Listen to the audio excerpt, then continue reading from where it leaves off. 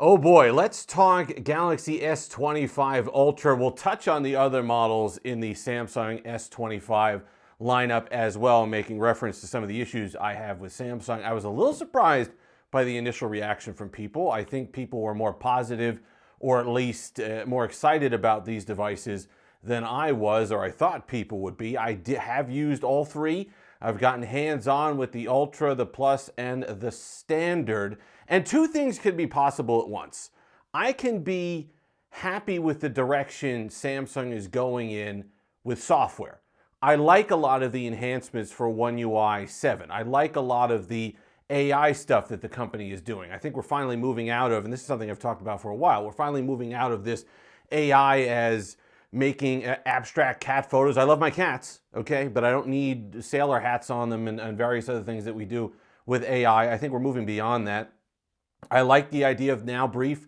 I like the idea of a curated news feed and information and weather and integrating different apps and cross-app integration, being able to pull from my Gmail and put something in my calendar and set a reminder and make suggestions on when I should set my alarm for that next day. If it notices that I have an earlier meeting than usual, that was the demo that we got in person, they'll say the One UI software will now say, hey, listen, how about an earlier alarm? Or if it's cold, how about this? Or if it's raining, how about this? So I do like a lot of that stuff. I know people are going to be uncomfortable with that, but that's a binary thing. You're either comfortable with AI or you're not. So, but if you are, I think you're going to see it work through the user experience a bit more, and it's going to be a bit more focused and a bit more oriented on helping you and actually making your life a little bit better. So I like that. I like the routine stuff a heck of a lot. It's going to actually map out what you do on a regular basis and suggest routines. It could actually even pull in data from your thermostat and your smart television and your smartwatch and see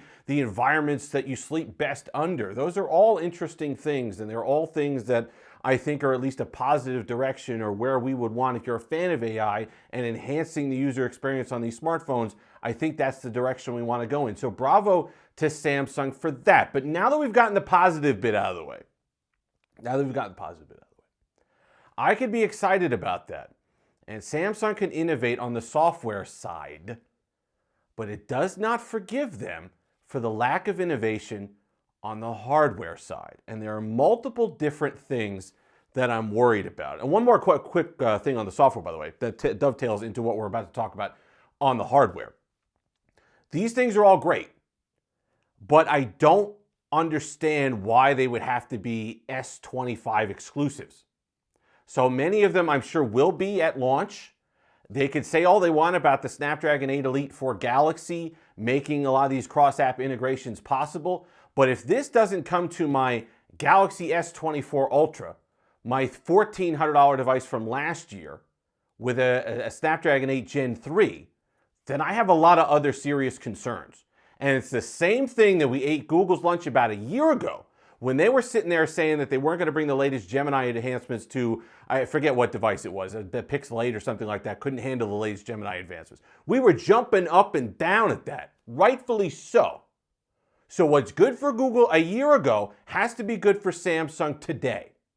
So those shouldn't be exclusives. And if they are, then I got questions about how you're charging. We either got to question why you're charging so much money if these phones are going to be essentially disposable, or how we're going to work this, because you can't charge $1,400 and tell me a year from now that I don't get the latest and greatest software enhancements. That's a non-starter for me. So let's talk about the hardware. Battery life and battery. I won't talk about battery life. We'll wait until it comes into test. Battery. The fact that Samsung could get up on stage and say that they've kept the battery sizes exactly the same, but it's okay because it's the best battery that they're getting from Galaxy devices ever, is a joke. I don't care.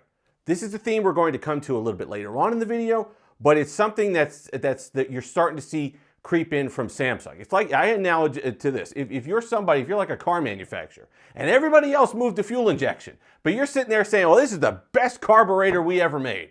It's a big improvement over your Buick S22 Ultra. Thanks. That's awesome. But I don't live in a vacuum. Neither does Samsung.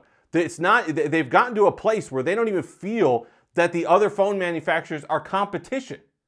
What do you think? And as someone coming from an S22 Ultra that is going to experience upgrades, and yes, it will be an enhancement for them. And yes, it's important to recognize upgrade cycles. And it's Samsung is in part right for doing that. But that doesn't excuse you from the rest of the market. That doesn't mean you could ignore OnePlus and Google, especially on the battery side with OnePlus. The fact that the S25 Ultra for that kind of money doesn't have a silicon carbon battery is a joke. It's a joke.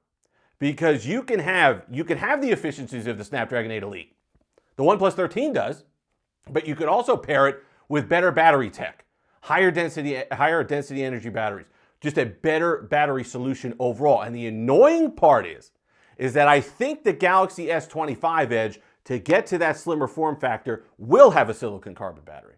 So it poses all sorts of questions for Samsung as far as innovation is concerned. Let's talk about, I could go all day on the battery and the charging speeds, but that to me was particularly awful. Cameras, okay, a new 50 megapixel ultra wide, great.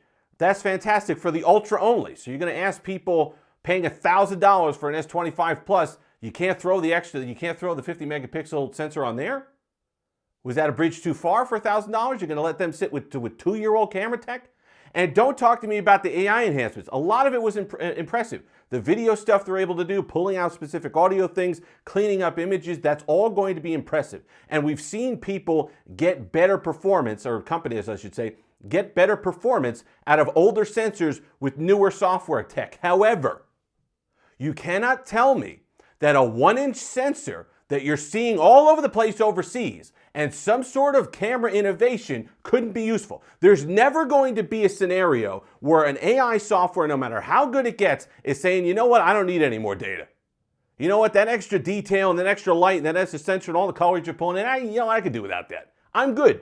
I'm good with the 12. I'm good with this. Just give me this amount of data. I'm fine. There's never a scenario where more wouldn't help. And when you have other companies coming out with these better sensors and fitting them in phones at similar prices, it's a joke. Especially when I sit here and I see comments all the time about people saying, well, I pay, whatever, the criticism of Google and OnePlus all the time of the flagships is, well, I'm paying that kind of money. I want the best. That's why I go with the Ultra. I want the best. You're not getting the best anymore. Period. So I don't want to hear it. The design is awful. It looks like a reference phone. It looks like just a slab of something. It's uninspired. This has more character than the S25 Plus and Ultra. And I'll tell you what, yes, everyone talking about the rounded corners. Yes, okay, if you really jam your hand into the sharp corner, that's fine. But let me tell you something. The rounded frame alleviated some of the thickness and felt better in the hand. With the flat edge, and even with the rounded corners, it's thicker in the hand. You put a case on it, it feels even thicker.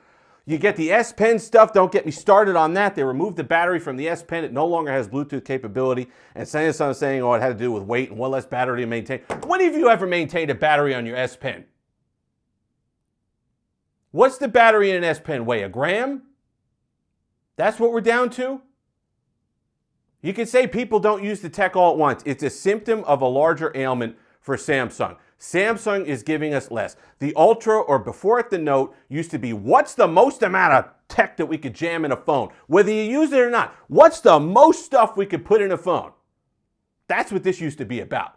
So you could justify the price. You didn't like it, but you could justify it. Can't do that anymore.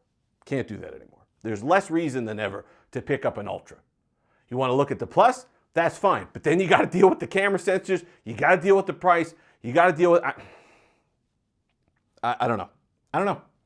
Let me tell you something. You're not going to see a link for this or for the S25 Ultra in the description of this video.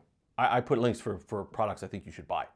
And if you're a dyed-in-the-wool Samsung fan and you got an S22 or an S21 Ultra and you just love One UI and you're excited about this stuff, go ahead and buy an S25 Ultra. Because like the company says, you're going to notice plenty of improvements and upgrades. But for the rest of us, who will look at the competition and who will really sit down and ponder what we want out of a smartphone. If you like Samsung, the S24 Ultra is going to become one heck of a deal. We're going to do a video on that soon. Already sub 1,000, renewed ones 860 on Amazon. So that's an option. Or it might finally be time, like many of you are doing. I see the comments on the OnePlus videos, to move over to the OnePlus 13. And it's going to be a point when Samsung realizes that it's not just competing with itself, that people actually have a choice, and that the company has to get back to innovating if it wants to charge the amount of money that it does for its smartphones. If you've made it this far, like, comment, subscribe, all that fun stuff. Until next time, have that Steve-licious day.